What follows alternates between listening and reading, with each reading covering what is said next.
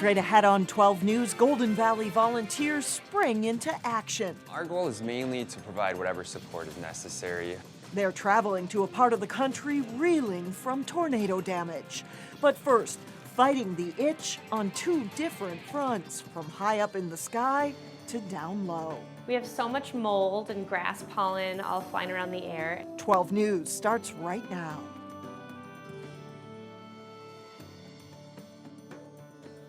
You couldn't ask for better weather today with sunny blue skies, low humidity, and temperatures in the lower 80s.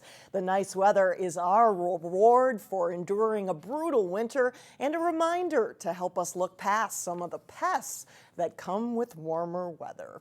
Hello and thanks for joining us. We knew they were coming, and if you have spent any time outside the last few days, you know that the mosquitoes have arrived. Yes, indeed. 12 News reporter Carissa Wyan caught up with Metropolitan Mosquito Control today and has more on what's being done to beat the bugs. We love mosquitoes. Are you joking? Yes. Now that the sun is shining and spring is in full swing, Minnesotans are itching to get out and enjoy the outdoors, and itching because a familiar pest has returned. Luke Greenman is probably the only guy in Minnesota who is fond of mosquitoes. Every time I do like a school presentation, I always ask, hey, who likes mosquitoes? And nobody raises their hand. I raise my hand because I'm like, hey, this is what I do for a living.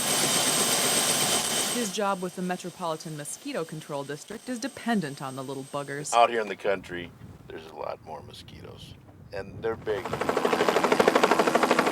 While mosquitoes arrived later this year due to colder weather, this helicopter has been spraying over the Northwest Metro for the past 2 days, trying to control a large hatching. That has Luke hearing a common message from folks in our area. The bugs are bad. They can't go outside. Some are calling for graduation ceremonies and parties. In addition to today's operation, Luke has tips for staying mosquito-free when you're outdoors. And so DEET is the most effective. It's about 6 to 8 hours, but no more than 25%. The studies have shown if you have 25%, it's as effective as 100%. Here's the bad news. Every 30 seconds, someone somewhere in the world will die of a mosquito-related disease. The good news is that the mosquitoes that carry West Nile virus and other serious diseases aren't going to be out in Minnesota until later in the season. Luke's team has sprayed about 8,000 acres of northern Hennepin County to curb the infestation and will continue to spray throughout the summer, which has some folks saying, Yes, thank you very much. Thank you for dropping mosquito pellets. Do you have wood tick pellets too? In Corcoran, Carissa Wyant, 12 News. The Metropolitan Mosquito Control District spends up to about $17 million per year on helicopter operation to spray for mosquitoes across the state. Well, allergies are also bugging a lot of people this time of year. That's right. Reporter Sonia Goen shows us why many people are suffering this spring. Minnesotans have waited for months on end to get out and enjoy the great outdoors. Beautiful day, sun shining, it's glorious, that's all I can say. And who wouldn't want to play outside on a day like this? I'm allergic to the spring things and the fall things, so. If you're like Linda, and the junk from the trees. Spring allergies might have you feeling woozy, like you're on a teeter-totter that won't stop. The nose, the scratchy throat, yeah. According to this chart, tree pollen is extremely high right now in the metro. What am I doing out here? I don't know, but it's too beautiful to stay inside, right? Yeah. Tree pollen is causing a lot of red, runny, irritated eyes. This one especially, yeah. Put makeup on, it's gone. One reason why allergies are so bad this week is because when the temperatures rise, so does the pollen count. And with the temperatures being in the 80s, bring on the tissue. The sneezing, the watery eyes. Officials at the Hennepin County Medical Center in Golden Valley say they've seen a lot of people come in with spring allergies. We have so much mold and grass pollen all flying around the air, and then it gets into our airways and it really causes us to be irritated. You can blame the crazy winter we had for our over-the-top allergy season. The snow this year was a heavy snowpack, lots of rain, which is causing a lot of rapid growth, and then it's causing a lot of the pollen to be disseminated into the air. Allergy sufferers could stay inside to get some relief. No, I'm not going to stay inside. I'm not. I'm going to enjoy it. We waited too long to have this. Or you could try some over-the-counter allergy medicines. But if your symptoms get worse, you need to see a doctor. Extreme itchiness in your throat and throat pain, the eyes that won't stop watering, and especially if you get some discharge in your eyes, that's a good time to go see your doctor. Sonia Goins, 12 News. Allergy sufferers should take a shower and wash their hair before going to bed to wash off any pollen. It also helps to keep windows closed and run the air conditioner instead. 2 families are homeless today after a fire Wednesday afternoon in Plymouth. Firefighters responded to this house near 15th Avenue and Juneau Lane after receiving reports of smoke coming from the home.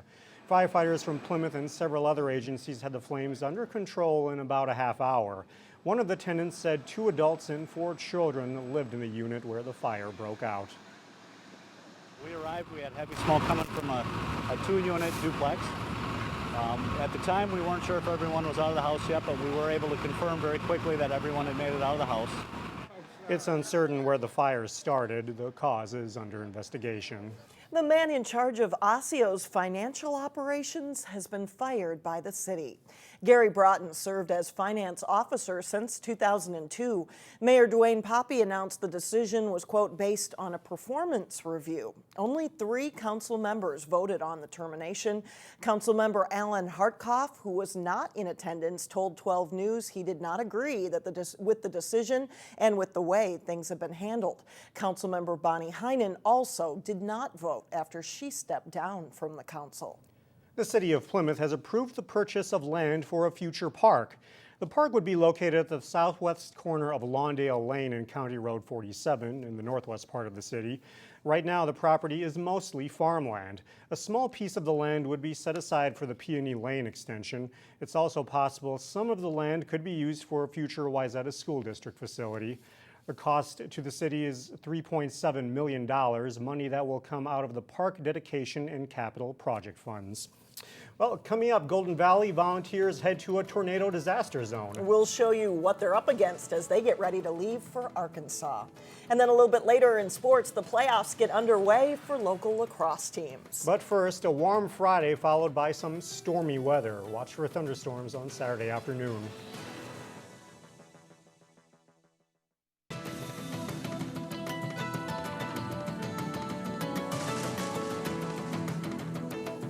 From earthquakes and hurricanes to tornadoes and wildfires, natural disasters are unfortunately part of our world. However, when bad happens, good people spring into action. Eric Nelson found a few of them today in Golden Valley.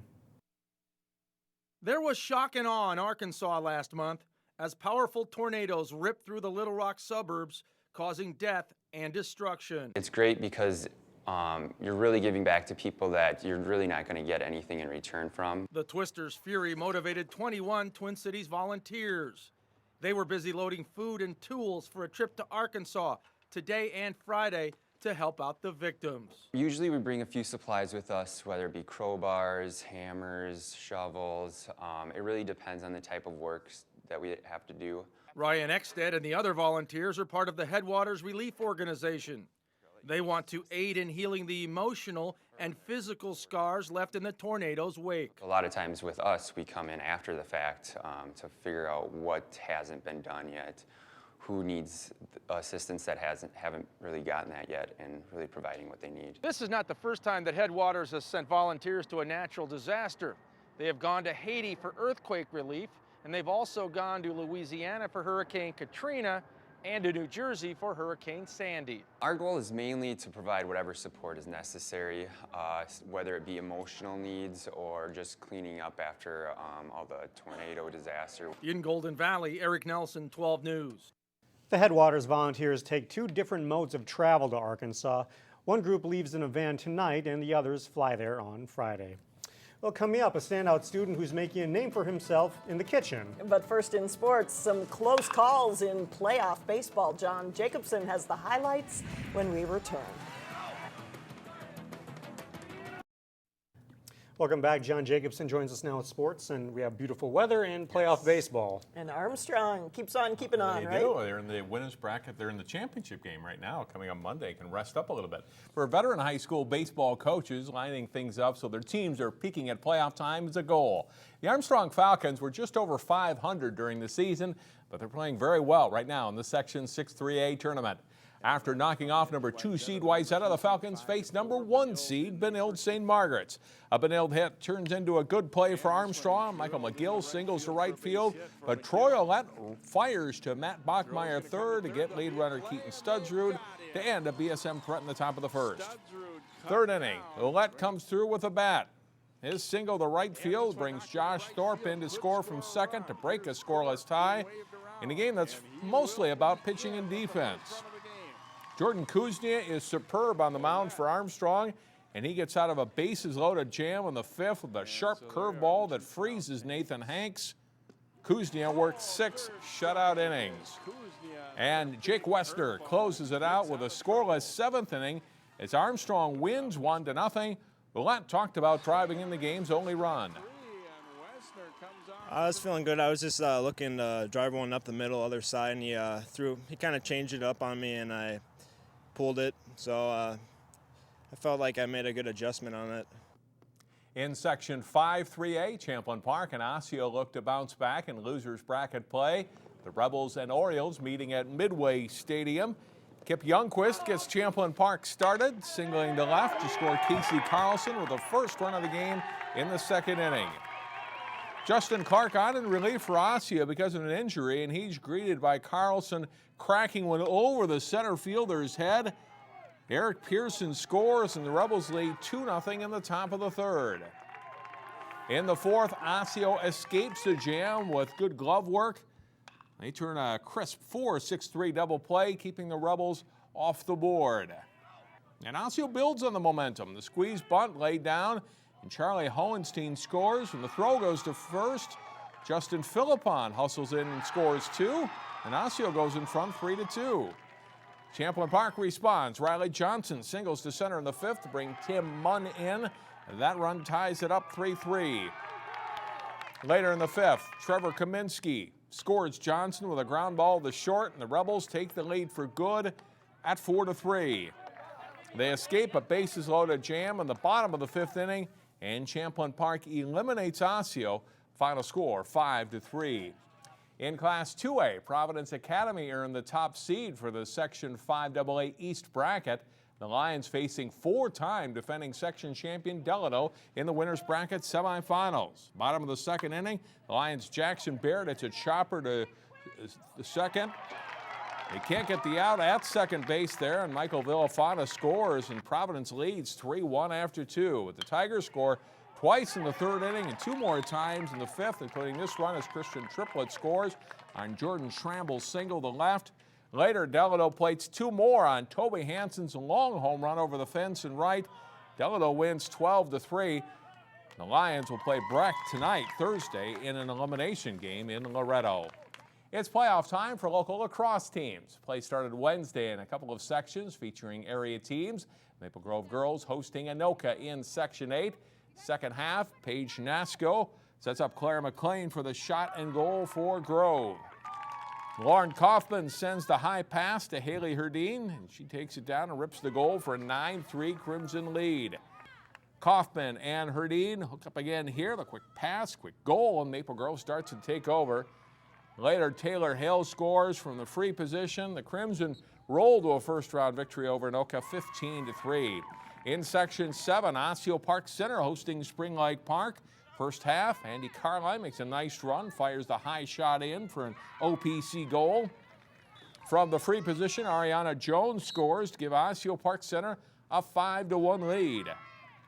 Margot Coombs finds Carline. She spins and scores again on her way to a 5-goal night for OPC. Later in the first half, it's Coombs taking it herself. Nice run for the goal, toward the goal, and she scores here. Osseo-Park Center leads 11-2 at halftime. They go on to win 17-5. Congratulations to the Wayzata boys golf team. They win Section 6 today. We'll have highlights of that and more coming up Friday starting at 4. All right, thanks a lot, John. Still ahead, a Champlin Park student who's dishing out success. See how this standout student is not afraid to mix it up in the kitchen when we come back.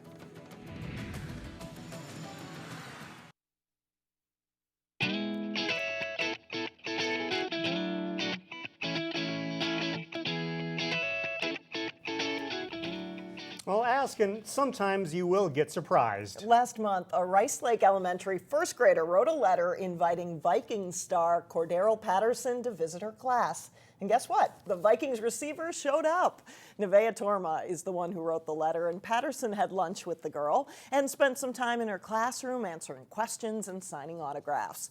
Patterson called it, quote, a blessing to be able to make the kids smile and enjoy their day.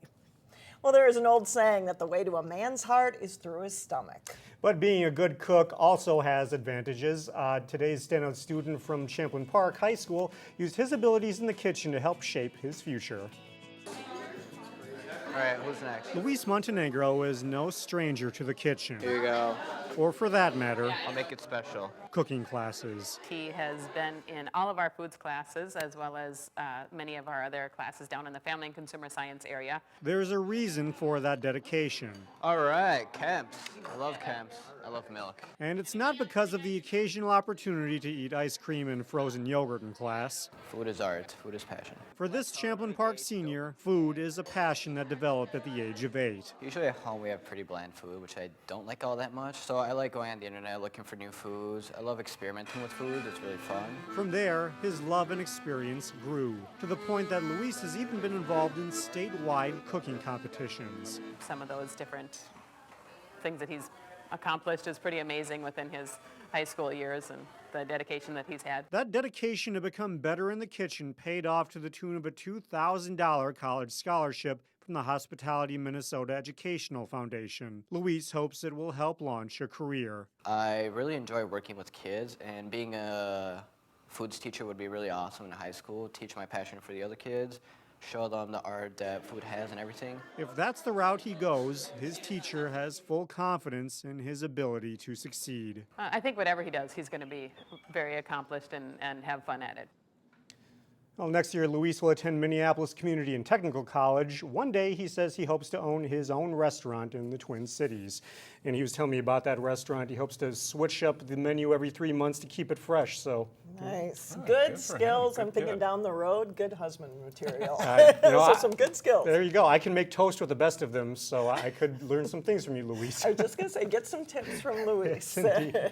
Well, that's all the news for now. Thank you so much for joining us. We'll see you back here tomorrow. Community Corner is coming up next.